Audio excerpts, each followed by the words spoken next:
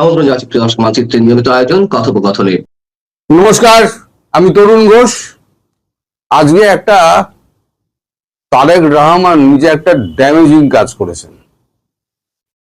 এখন বাংলাদেশের যে নিউজ পেপারগুলো এবং মিডিয়া গুলো সমস্তটি ইউনূসের আমল থেকে সমস্ত তো সরকারি কন্ট্রোলে। সেখানে মানব জমিনে একটা আর্টিকেল বেরিয়েছে যে ভারতবর্ষ নাকি হতাশ হয়ে শেখ হাসিনাকে কাতারে পাঠানোর ব্যবস্থা করছে এবং তাদের কূটনৈতিক সূত্র জানাচ্ছে, এই কূটনৈতিক সূত্রে আমি পরে আসছি, কূটনৈতিক সূত্র জানাচ্ছে যে শেখ হাসিনা তাকে বিকল্প বাঁচতে বলা হয়েছে, বিকল্প আওয়ামী লীগের লোক বাঁচতে বলা হয়েছে। তার উপরে নাকি ভারতবর্ষের আর কোনো আস্থা নেই।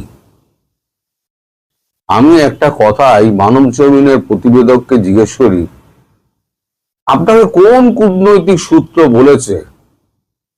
একবার আকার ইঙ্গিতে বলুন আমায়। আমি তো কূটনৈতিক সূত্র আমি আভাস ইঙ্গিতে বলে দিই, এটা আমার অজিত দোভাল বলেছে, এটা আমার বিক্রম মিস্ত্রি বলেছে, এটা আমার রবি সিনহা বলেছে, আমি পরপর বলে দিই। কোনটা সিদ্দিকুল্লাহ চৌধুরী বলেছে, কোনটা আমাদের আসাদুদ্দিন বলেছে, সবই আমি বলে দিই। কিন্তু আপনাদের এই যে খেলা না, কূটনৈতিক সূত্রে জানা গিয়েছে, আরো জানা গিয়েছে, এই সমস্ত খেলে আপনারা যেটা করতে চাইছেন সেটা হচ্ছে আওয়ামী লীগের মনোবলটা ভাঙতে চাইছেন। এটা ঠিক, আওয়ামী লীগের অনেক নেতা কর্মী দেশের বাইরে চলে গেছেন, কর্মী নয় নেতারা। কত নেতা গেছেন? 200, 500, ধরে নিলাম 1000, 5000, 10,000। আওয়ামী লীগের সমর্থক কত? অন্তত 5 কোটি। তারা তো দেশের মধ্যেই আছে। আসলে তাদের আটকাবার জন্য আপনারা যে সমস্ত ওই নিষিদ্ধকরণ করে রেখে দিয়েছেন না, তাতে ব্যাপারটা কিন্তু ওই কেচে গন্ডুস হবে। এই যে আমি সকালবেলা দুপুরবেলা ভিডিওটাতে বলেছি যে আমি তারেক রহমান সম্পর্কে আপনাদের বলবো, সেটা হচ্ছে এইটা। তারেক রহমান আর ডোনাল্ড ট্রাম্পের মধ্যে খুব একটা তফাৎ নেই। ডোনাল্ড ট্রাম্প যেরকম ভুল বুঝিয়ে ভারতকে নিজে ক্ষমতায় এসে ভুলে গিয়েছেন, তার উপযুক্ত শাস্তি ডোনাল্ড ট্রাম্প এখন কড়ায় গন্ডায় বুঝে পাচ্ছেন। তারেক রহমান একই কাজ করেছেন। 10টা পয়েন্টে তিনি স্বীকার করে নিয়েছেন, তিনি সই করেছেন, সে পেপার রয়েছে ভারতের হাতে, সময় মতো দেখানো হবে। আমি দেখাবো আপনাদের, আমি কথা দিচ্ছি, আমি আপনাদের দেখাবো। আর কেউ পারুক না পারুক, না পারলে তখন আপনারা বলবেন, সময় আসুক, এখনই নয়। এখন ওনাকে সর্বোচ্চ সম্মান দেওয়ার জন্য ভারতবর্ষের এখান থেকে বিদেশমন্ত্রী, দ্বিতীয় যিনি ক্ষমতাবান ব্যক্তি কেন্দ্রীয় সরকারের, তিনি তার মায়ের শোক প্রকাশ করতে তিনি ঢাকায় গিয়ে তার সঙ্গে দেখা করেছিলেন, পরিবারের সঙ্গে কথাও বলেছেন। আমরা দুধ পাঠাতে পারতাম, প্রণয় বার্মাকে পাঠাতে পারতাম ফুলের তোড়া দিয়ে, পাঠাইনি। কিন্তু আমরা স্বীকৃতি দিয়েছিলাম যে তোমার কথাকে আমরা স্বীকৃতি দিচ্ছি। উনি কি করলেন? এই পার্লামেন্ট যখন শুরু হলো তার আগে উনি বলেছিলেন যে পার্লামেন্টে যে সমস্ত বিলগুলো উঠবে না, অধ্যাদেশ উঠবে না, সেগুলো অটোমেটিক্যালি বাতিল। এই যে সালাউদ্দিন, তিনি এখন ডিফ্যাক্টো প্রধানমন্ত্রী, আর প্রধানমন্ত্রী তিনি ইতিউতি সিনেমা নাটক পাটক দেখে বেড়ান, সেও বেড়ান, তিনি তার ব্যাপার, তার পরিবারের লোককে নিয়ে বেড়ান। কিন্তু এই সালাউদ্দিনকে দিয়ে তিনি বকলমে যে কাজগুলো করাচ্ছেন, সালাউদ্দিন হয়ে যাবে বিবেক। বিবেকের মৃত্যু যেমন হয়, ওই বিবেক সালাউদ্দিন তিনি আওয়ামী লীগকে নিষিদ্ধ করলেন এবং হাসিনার বিচার ব্যবস্থার শাস্তির আওতার মধ্যেও আনলেন। সব পার্লামেন্টের বিলের মধ্যে এসছে, বিলটা তো উত্থাপিত হয়েছে, তাতেও ভারত চটেছে। আজকে মানব জমিনে যে খবরটা বেরিয়েছে সেটা একেবারে মানে ড্যামেজিং খবর। আপনারা নিশ্চয়ই জানেন, আপনাদের দেশেও হয়, প্রধানমন্ত্রী একটা প্রেস উইং থাকে, যেমন আমাদের রাজ্যের মুখ্যমন্ত্রীদের প্রেস উইং থাকে। সমস্ত প্রয়োজনীয় দেশ বিদেশের সমস্ত প্রয়োজনীয় খবর যেগুলো বেরোচ্ছে ডিপার্টমেন্টাল মন্ত্রীদের কাছে যায় ফাইল করে, এবং প্রধানমন্ত্রীর কাছে উল্লেখযোগ্য খবরগুলো যায় যেগুলো ভারতের স্বার্থ নিহিত রয়েছে। এই মানব জমিনের যে পত্রিকার যে কলম, তার অনুবাদ, আক্ষরিক অনুবাদ প্রধানমন্ত্রীর দপ্তরে পাঠানো হয়েছিল। প্রধানমন্ত্রীর প্রিন্সিপাল সেক্রেটারি তিনি জানিয়েছেন রণধীর জয়সওয়ালকে যে সময় মতো গ্রিন সিগন্যাল দিলে আপনি এর একটা কড়া জবাব দেবেন। গ্রিন সিগন্যাল দিলে, প্রধানমন্ত্রী গ্রিন সিগন্যাল দিলে, তার মানে 180 ডিগ্রি ঘুরে গেছে কিন্তু ভারত। তারেক রহমান, আপনি বুঝতে পারছেন না, আপনি এখনই কিছু বুঝবেন না। ভারত একদিনে কিছু করে না। আপনি যে প্রচেষ্টাটা করছেন না, আওয়ামী লীগের মানুষের মন থেকে শেখ হাসিনাকে মুছে ফেলার যে অপচেষ্টা আপনার, আওয়ামী লীগকে দেশ থেকে ভুলিয়ে দেওয়ার যে অপচেষ্টা আপনার, হাসিনাকে ভুলিয়ে দেওয়ার যে অপচেষ্টা আপনার, এবং ভারতের সঙ্গে হাসিনার একটা দূরত্ব সৃষ্টি করার অপচেষ্টা আপনার, সব কথা কিন্তু আপনার ওই পশ্চাৎ দেশে খুঁজে, ওইরকম কাগজের রোল বুঝে আপনার পশ্চাৎ দেশে ঢুকিয়ে দেওয়া হবে। একদিনে ভারত করবে না, ভারত সময় নেবে। ট্রাম্পের মতো ব্যক্তিকে, পাগলকে পায়ে ধরতে সময় নিয়েছে। অনেক অপমান ট্রাম্প করেছে। প্রধানমন্ত্রী মোদী কিন্তু একটা কথা বলেননি, উনি নীরবে কাজ করে যান, উনি একটা মুখে কথা শুনবেন না ওনার। যখন কাজটা হয়ে যায় তখন লোকে বোঝে যে ডান্ডার বাড়িটা কেমন পড়েছে। আপনি তো হলেন গিয়ে চুনোপুটি, আপনি হলেন চুনোপুটি। আপনি আপনার পররাষ্ট্রমন্ত্রীকে পাঠিয়েছেন শেখ হাসিনাকে হস্তান্তরের ব্যাপারে কথা বলতে, উপযুক্ত জবাবটা পেয়েছেন। আপনাদের মনে থাকতে পারে দর্শক, এর আগে আপনাদের ইউনুস মিয়া তিনি অনেক কষ্টে একবার দেখা করেছেন, দেখা করে তিনি প্রথম প্রস্তাবটা দিয়েছিলেন শেখ হাসিনার প্রত্যার্পণ।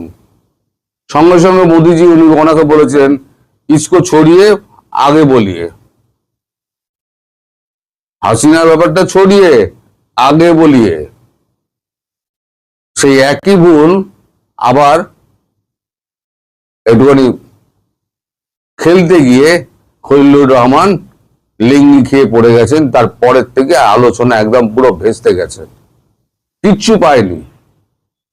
এখন বড় বড় কথা বলছেন। আমরা গঙ্গা চুক্তি নিয়ে আমি এই সমস্ত কথা বলেছি, সম্পর্ক স্থাপনের প্রথম ধাপ। আপনি ভারতকে শর্ত দেবেন, বাংলাদেশ ভারতকে শর্ত দেবে? সে জায়গায় বাংলাদেশ আছে? আপনারা আছেন? বাংলাদেশকে সেই জায়গায় রেখেছেন? শর্ত দেওয়ার জায়গায় যিনি ছিলেন তিনি হচ্ছেন শেখ হাসিনা, যিনি ভারতের সঙ্গে বন্ধুত্ব করে বাংলাদেশকে একটা উচ্চতায় পৌঁছে নিয়ে গিয়েছিলেন। আরো যদি এই 2 বছর যে আপনারা দেশটাকে ধ্বংস করলেন, যদি উনি থাকতেন দেশটার আরো উন্নতি হতো। আপনারা কি করলেন? আমি কিন্তু সেই সময় কিন্তু যখন 5 তারিখে যখন এই ঘটনা ঘটলো, আমি কিন্তু 8-10 তারিখ নাগাদ একটা ভিডিও করেছিলাম। দেখবেন 8 কিংবা 10-এ আপনারা আগস্টে 2024-এ আপনারা পাবেন যে এই যে বাইরে থেকে লোকজন ঢুকেছে সব সেনাবাহিনীর এতে ঢুকেছে, মদতে ঢুকেছে, এবং ওয়াকারুজ্জামান এর মধ্যে পুরোপুরি জড়িত। তিনি জামাতের সঙ্গে হাত মিলিয়ে এই কাণ্ডটি করেছেন। গেটের পর গেট তিনি খুলে দিয়েছেন। অবশ্য শেখ হাসিনাকে উনি বরাবর বলে এসেছেন যে সব ঠিক আছে, আপনি চিন্তা করবেন না প্রাইম মিনিস্টার, আমি সব দেখে নেব। ওনাকে ভুল বুঝিয়ে আপনি রেখে দিয়েছিলেন। আজকে সব আস্তে আস্তে পরিষ্কার হচ্ছে। তখন মানুষ বিশ্বাস করেনি আমার কথা, এখন মানুষ কিন্তু বিশ্বাস করছে, কারণ আস্তে আস্তে এগুলো প্রকাশ পাচ্ছে। আজকে আমি যেটা বললাম যে আপনার ওই কাগজ, 10 পয়েন্টের কাগজ আমি নিজে দেখাবো, সময় আসুক, নিজে দেখাবো, স্ক্যান করে করে তুলে দেবো। দরকার ছবি ঝাপসা হবে, অন্য ক্যামেরায় আমি করব, আমার ছবি ঝাপসা হোক, কাগজ যেন স্পষ্ট, আর আপনাদের সই যেমন তারেক রহমানের সই, খলিলুর রহমানের সই যেন স্পষ্ট দেখা যায়। আমি বড় করে করে করে দেখাবো, আপনাদের মান ইজ্জত সমস্ত ধুলোয় মিশিয়ে দেবো। ভারতের সঙ্গে বাংলা নেন আপনারা, চোখে চোখ রেখে কথা বলবেন। আওয়ামী লীগের কোমর ভাঙার চেষ্টা করছেন, মুক্তিযুদ্ধকে অস্বীকার করার চেষ্টা করছেন। ভাসানী নিয়ে যা কীর্তি আপনি করেছেন, তারপরে তো আপনার মুখ দেখানোর জায়গা নেই। আপনি অতিশয় নির্লজ্জ মানুষ, যার জন্য আগাপাস্তলা সেনাবাহিনী আপনাকে ঠেঙিয়েছিল উলঙ্গ করে। আপনি এখন ব্যক্তিগত এজেন্ডা আপনি পূরণ করছেন। আপনার যে সমস্ত শত্রু তাদেরকে ধরার চেষ্টা করছেন। দেশ যায় ভাঁড়বে, দেশে তেল নেই, দেশে বিদ্যুৎ নেই,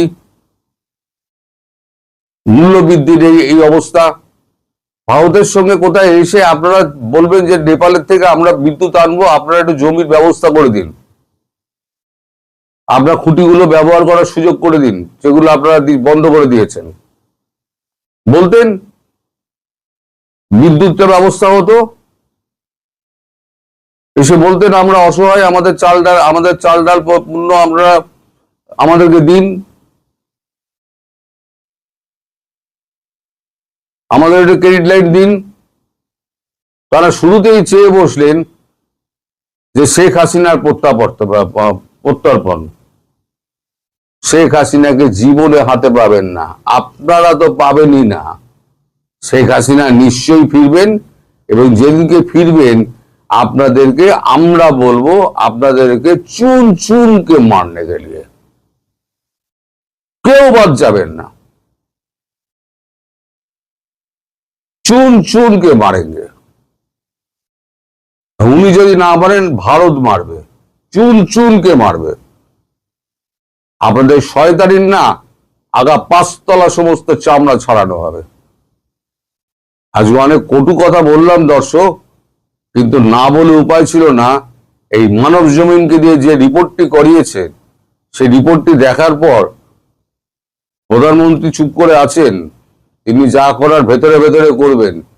কিন্তু রণদীপ জয়সওয়াল যেদিনকে সবুজ সিগন্যাল পাবে, সেদিনকে একটা জবরদস্ত উত্তর দেবেন।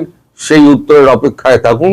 বাংলাদেশের বিচার বিভাগ যে সরকারের নির্দেশেই চলছে তা আবারও প্রমাণিত হলো সাবেক স্পিকার শিরীন শারমিন চৌধুরীর জামিন প্রাপ্তি এবং প্রায় একই সময়ে জয়পুরহাটের আদালতে আত্মসমর্পণ করা 6 আওয়ামী লীগ নেতাকে জামিন না দিয়ে কারাগারে পাঠানোর ঘটনা।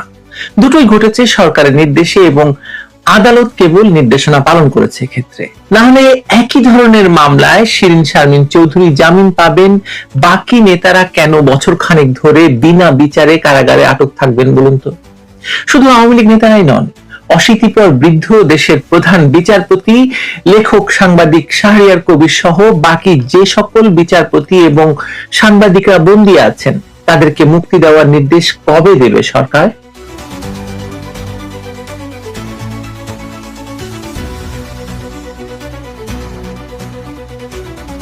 শিরীন শারমিন চৌধুরীর দ্রুত জামিন এবং কয়েক ঘন্টার মধ্যে কারামুক্তির ঘটনাটি বাংলাদেশের বর্তমান রাষ্ট্র ব্যবস্থা, বিচারিক প্রক্রিয়া এবং রাজনৈতিক ক্ষমতা বাস্তবায়ন নিয়ে বা বাস্তবতা নিয়ে এক গভীর প্রশ্ন সামনে নিয়ে এসেছে। এখানে মূল প্রশ্নটি কেবল একজন সাবেক স্পিকারের মুক্তি নয়, বরং কেন একই সময়ে অন্যদের ক্ষেত্রে সম্পূর্ণ ভিন্ন মানদণ্ড প্রয়োগ করা হচ্ছে বিচারিক আদালতে। এই বৈপরীত্যই আজকের বাংলাদেশের বিচার ব্যবস্থার প্রকৃতি বোঝার সবচেয়ে গুরুত্বপূর্ণ। জামিন একটি আইনি অধিকার, অভিযোগের প্রকৃতি, তদন্তের অগ্রগতি, আসামির পলায়ন সম্ভাবনা, সাক্ষ্য প্রমাণ নষ্ট করার ঝুঁকি, এসব বিবেচনায় আদালত সিদ্ধান্ত নেয় কাকে জামিন দেওয়া হবে, কাকে হবে না। কিন্তু বাংলাদেশের বর্তমান বাস্তবতায় আমরা যে চিত্রটি দেখতে পাচ্ছি তা একটি অভিন্ন আইনি নীতির চেয়ে অনেক বেশি নির্বাচিত, মানে সিলেক্টিভ প্রয়োগের আমাদেরকে প্রমাণ দিচ্ছে। শিরীন শারমিন চৌধুরী গ্রেপ্তারের মাত্র 6 দিনের মাথায় নিম্ন আদালত থেকে জামিন পেলেন এবং প্রশাসনিক প্রক্রিয়ায়ও অস্বাভাবিক দ্রুততা সম্পন্ন হলো।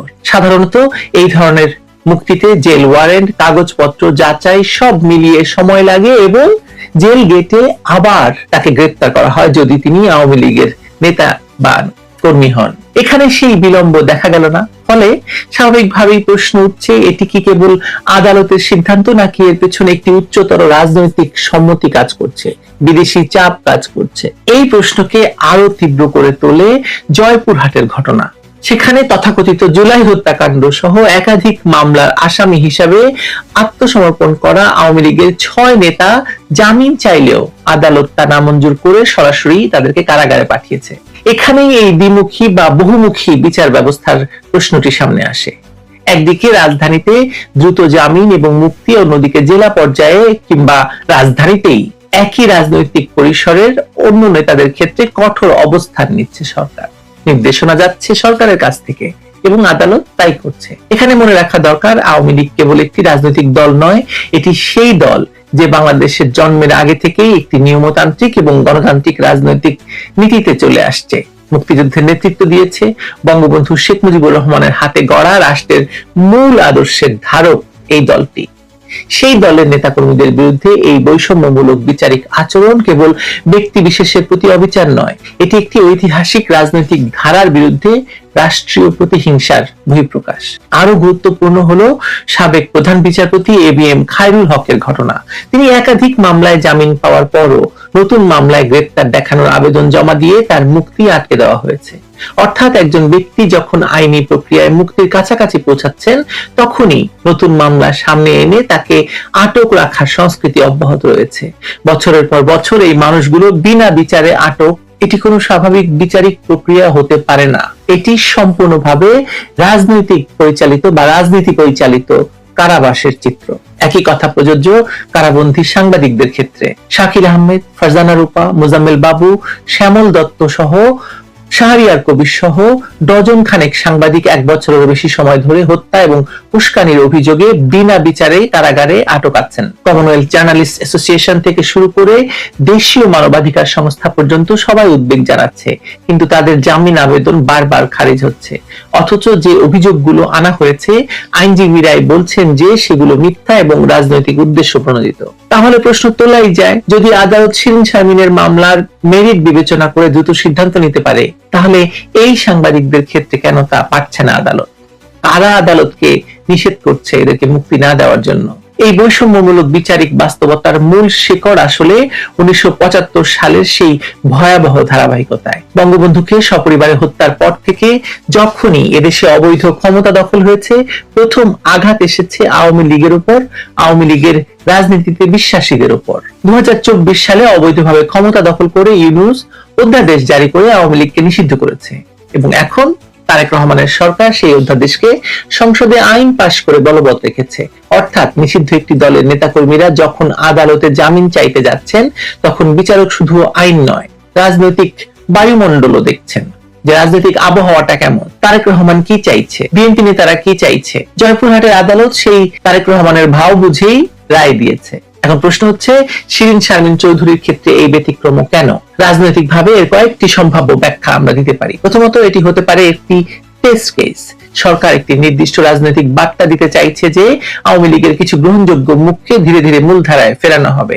শিরীন শারমিন তুলনামূলকভাবে একটি কম সংঘাতপূর্ণ এবং আন্তর্জাতিকভাবে পরিচিত মুখ। দ্বিতীয়ত, এটি হতে পারে আন্তর্জাতিক কূটনৈতিক চাপের প্রতিফলন। সম্প্রতি ভারত সফরকালে বাংলাদেশের পররাষ্ট্রমন্ত্রী খলিলুর রহমানকে যেভাবে ভারত সরকার চাপ দিয়েছে, তাতে বোঝাই যায় যে বাংলাদেশে এখন থেকে অনেক কিছুই ঘটবে যা অতীতে ঘটেনি। সাম্প্রতিক আঞ্চলিক কূটনীতিতে বাংলাদেশ ভারত সম্পর্ক এবং আন্তর্জাতিক অংশীদারদের দৃষ্টিভঙ্গি গুরুত্বপূর্ণ হয়ে উঠেছে। একটি স্থিতিশীল রাজনৈতিক কাঠামো গঠনের প্রয়োজনে কিছু প্রতীকী পদক্ষেপ নেওয়া হতে পারে বলে মনে হচ্ছে। কিন্তু সবচেয়ে কঠিন এবং বাস্তবসম্মত ব্যাখ্যাটি হলো, জামিন এখন একটি রাজনৈতিক উপকরণে পরিণত হয়েছে। কারা জামিন পাবেন আর কারা দীর্ঘদিন আটক থাকবেন তা মামলার মেরিটের চেয়ে রাজনৈতিক প্রয়োজনের উপর নির্ভর করছে। তারেক রহমান বা বিএনপির আসলে কাকে প্রয়োজন আর কাকে প্রয়োজন নেই, কাকে আটকে রাখলে বিদেশিরা কিছু বলবে না, বা বললেও সেটা বিদেশিদের অন্য বুঝ দেওয়া যাবে, সেটা আসলে একটা সেই সমীকরণ খুব গুরুত্বপূর্ণভাবে কাজ করছে। এই উপলব্ধি যদি সত্যি হয়, তাহলে এটি বাংলাদেশের বিচার বিভাগের স্বাধীনতার জন্য অত্যন্ত উদ্বেগজনক। যদি স্বাধীনতা বলে কিছু থেকে থাকে, আসলে তো নেই। কারণ একই রাষ্ট্রে একজন স্পিকার 6 দিনে মুক্তি পান, আর অন্যদিকে সাংবাদিক, বিচারপতি, প্রবীণ বুদ্ধিজীবী বা স্থানীয় রাজনৈতিক নেতারা বছরের পর বছর কারাগারে থাকেন বিনা বিচারে। এটি আইনের শাসনের প্রশ্নকে সরাসরি আঘাত করে। এখানে কেবল ব্যক্তি নয়, পুরো বিচার কাঠামোর বিশ্বাসযোগ্যতা প্রশ্নবিদ্ধ হয়। বাংলাদেশের রাজনীতিতে অনেক সময় সবচেয়ে বড় বার্তা আসে আদালতের পক্ষ থেকে। শিরীন শারমিনের জামিন সেই ধরনের একটি বার্তা, কিন্তু সেই বার্তা যদি সত্যিকার অর্থে ইতিবাচক হয়, তাহলে তা কেবল একজনের মুক্তিতে সীমাবদ্ধ থাকলে চলবে না।